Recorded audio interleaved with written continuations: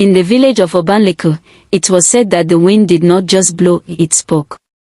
But only to those who were not afraid to listen. Most people heard nothing but air brushing past their ears. They felt it on their skin, saw it move leaves and dust, but they never heard it. To them, the wind was only wind. But on the night Adarong turned 17, the wind called her name. Odoorochinke. She was at the river, fetching water in a clay pot. The moon sat full and heavy in the sky, glowing like a white calabash placed carefully by unseen hands. Crickets sang. Frogs croaked. The trees swayed gently. Then everything stopped. The frogs went silent. The crickets disappeared. Even the river seemed to hold its breath. And then she heard it. Not with her ears, but inside her bones. She froze. In Obanleku, the elders said that when the wind spoke, it meant one of three things. A blessing, a warning, or a calling. And none of them were small. Odoorochinke had always been different. She dreamed of places she had never visited. She sometimes saw shadows move when no one else did. Old women paused when she passed, muttering quiet prayers and tracing symbols in the air. But she never believed the stories. Until that night. The wind curled around her like invisible fingers. You belong to the in-between. Her breath caught in her throat. I don't, she whispered. I'm just a girl. The wind laughed, not cruelly, but sadly. Suddenly, the river rippled. A face rose from its surface. Not fully human. Not fully spirit.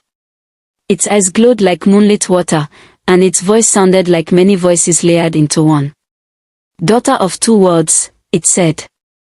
You have heard what others cannot. You have seen what others refuse to see. Adarong stumbled back. Her clay pot slipped from her hands and shattered in the water. I don't want this, she whispered, tears forming. The spirit's face softened, then her mind flooded with visions, memories that were not hers.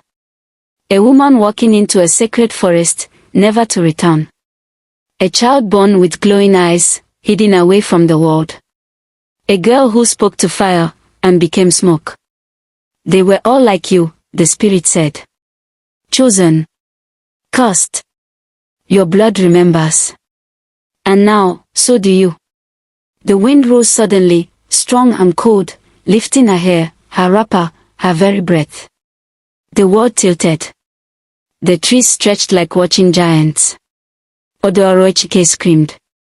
And then, a drum beat. Boom. Boom. Boom. It came from the village. Someone was calling her. The wind dropped. The river smoothed. The spirit vanished. Odoorochinke collapsed to her knees, shaking. When she looked down, faint glowing symbols shimmered on her palms like dying embers. And in that moment, she knew. Her life would never be ordinary again. She did not remember how she got home. She only remembered running.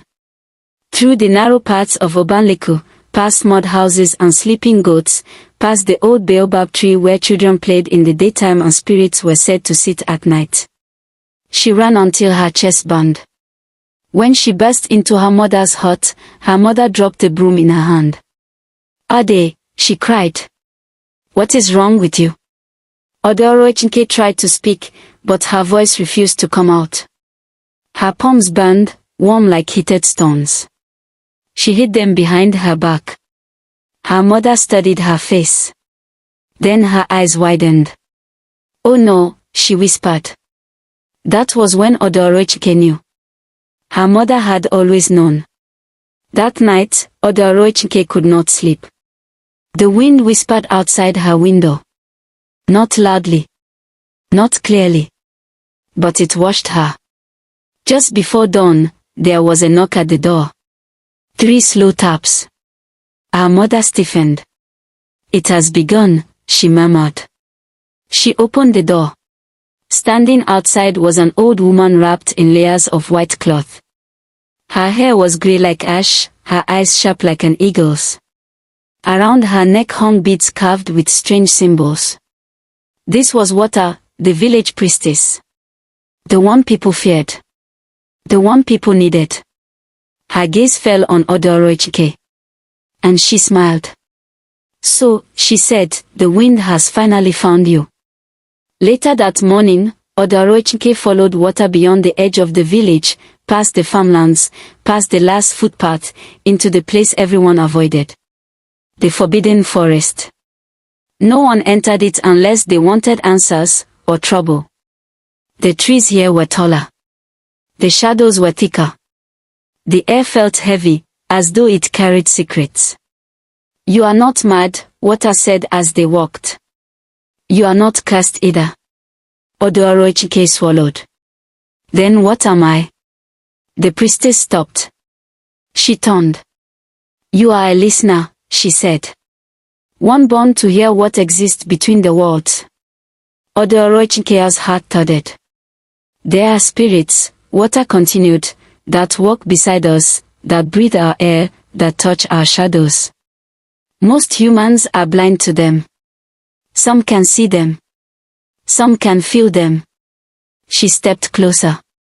But you, child, you hear them.